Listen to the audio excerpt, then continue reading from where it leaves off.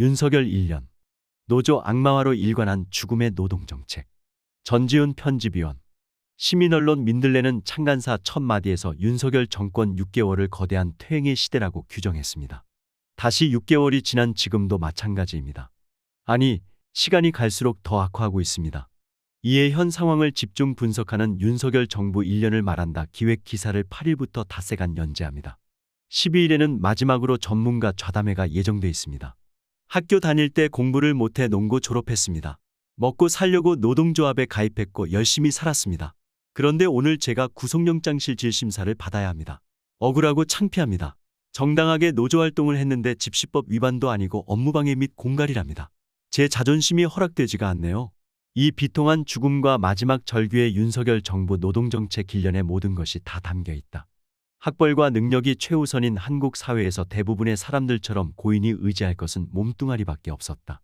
그래서 힘들고 위험할 뿐 아니라 고용 불안과 저임금으로 악명 높은 건설 현장에서 일하며 가족을 지키고 희망을 꿈꾸었다.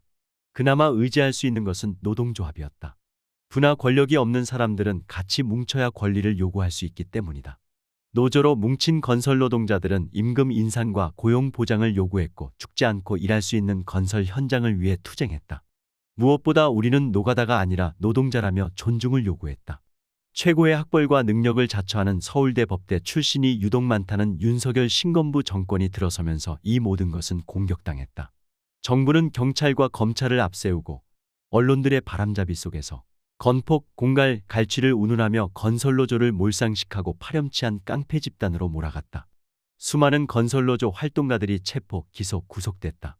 건설노조의 활동은 마비됐고 현장에서 힘을 잃어갔다. 건설노조 조합원들은 일자리를 얻기도 먹고 살기도 힘들어졌다.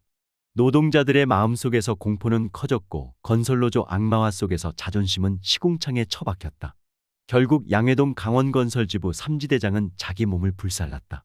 검찰, 경찰, 국토부, 노동부가 합쳐진 태스크포스까지 꾸려 200일 특별단속까지 하면서 건설노동자들을 조폭 일망타진하듯이 몰아붙인 자들이 범인이다. 그것은 동료들에게 함께해서 기쁘고 행복했습니다. 사랑합니다. 영원히 동지들 옆에 있겠습니다라고 말한 사람의 행복을 앗아가고 사랑하는 이들의 곁을 떠나게 만들었다. 고인이 세상을 등진 그날과 그 다음 날도 계속해서 건설노조 활동가들은 소환조사와 압수수색을 당했다. 윤석열 대통령은 노사 법치주의 확립을 말했고 눈물을 흘리며 규탄 집회에 나선 건설노동자들 앞에서 친정부 극우 단체는 반반 치킨됐다며 고인을 능욕하는 방송을 했다. 이것이 윤석열 정부 집권 1년의 노동자들이 처한 현실이다. 윤석열 정부 집권 반년 만에 나타난 장면도 다르지 않았었다. 당시 대우조선해양의 하청노동자인 유채한 노조 부지부장은 스스로 용접해 만든 가로 세로 1m의 철제 감옥에 갇혀서 한 달을 버티며 노조 인정과 삭감된 임금의 회복을 요구했다. 당시 유채한 부지부장은 이렇게 살 수는 없지 않습니까? 라고 물었다. 그 투쟁이 끝나고 대우조선해양 하청노동자들이 직면한 것은 거액의 손해배상 가압류였고 나중에 공안당국은 그 투쟁이 북한의 지령에 따른 것이었다고 낙인 찍었다. 이렇게 살 수는 없지 않냐는 물음에 윤석열 정부의 대답은 입 닥치고 그렇게 살아라는 것이었다. 그리고 이제 건설 일용노동자가 죽음을 택했다. 이것은 결코 과장된 이야기가 아니다. 노동운동과 노동조합은 1년간 전방위적으로 짓밟혔다. 대우조선해양 하청노동자 투쟁에 대한 폭력적 진압에 이어서 지난해 연말에는 화물연대 파업에 대한 업무복귀 명령 발동과 안전운임제 폐기가 있었다. 건설노조의 정당한 노조 활동을 공갈 협박하는 건폭으로 몰아서 집중 탄압하는 일은 1년 내내 계속됐다. 공정거래위가 나서서 노동자의 단결을 불공정 담합행위로 규정하고 탄압하는 신종 기법까지 등장했다. 노조 부패는 3대 부패 중의 하나라면서 노조의 회계자료 제출을 요구하고 과태료를 부과하면서 괴롭혔다. 여기에 국가정보원과 국가보안법을 앞세워 간첩단 조작 사건을 통해 노동운동을 종북으로 낙인 찍고 탄압하는 일이 결합됐다. 경찰, 검찰, 국정원, 공정거래위만 동원한 것이 아니다. 전광훈 목사는 대통령실로부터 민주노총의 반국가 행위를 목사님 외에는 막을 사람이 없다고 전화가 왔다고 했다. 노조 탄압의 명분과 논리는 노동시장 이중구조론이다. 부패한 강성노조와 귀족노조들이 힘없는 노동자들을 착취하는 이중구조를 바로잡는 노동개혁으로 청년세대의 희망을 만들겠다는 논리다.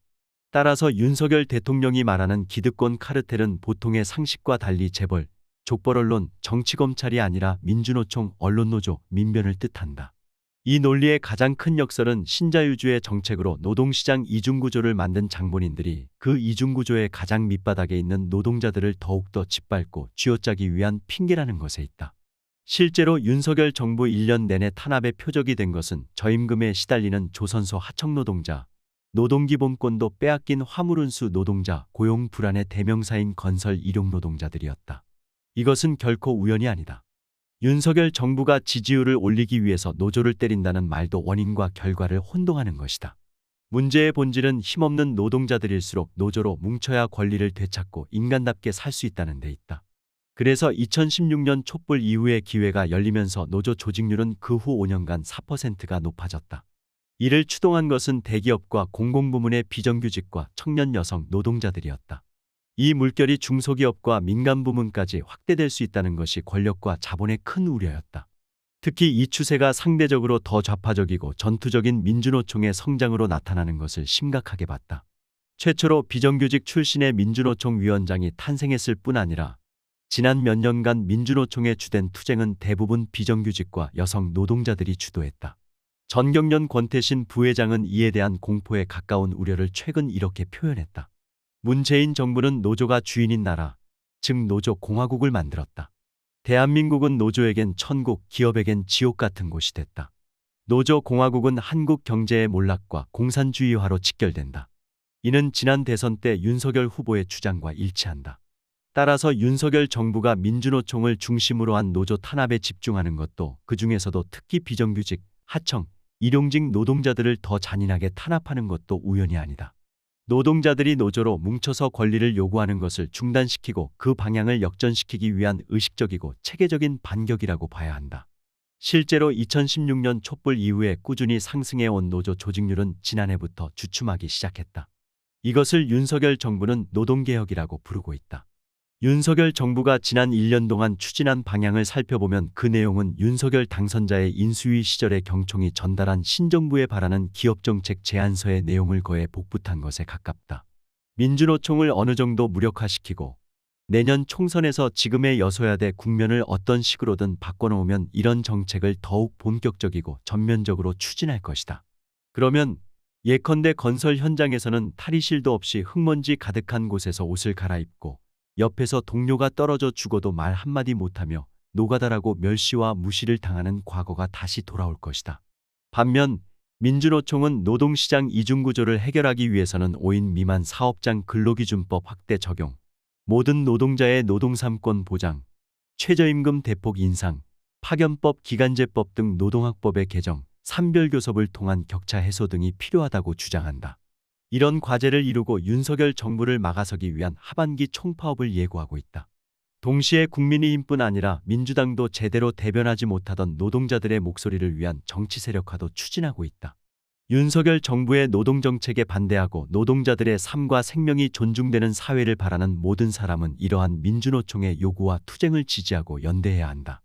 양해동 건설노동자는 유서에서 무고하게 구속되신 분들 제발 풀어주세요와 제발 윤석열 정권 무너뜨려 주십시오라는 두 가지 부탁을 남겼다. 고인은 저의 하찮은 목숨으로 너무 많은 것을 바라는 것일지도 모르지만이라고 미안해했다. 모든 소중한 것들을 하찮게 만들어버린 윤석열 정부 1년이 앞으로 4년이나 반복돼야 할 이유가 단 하나라도 있는가?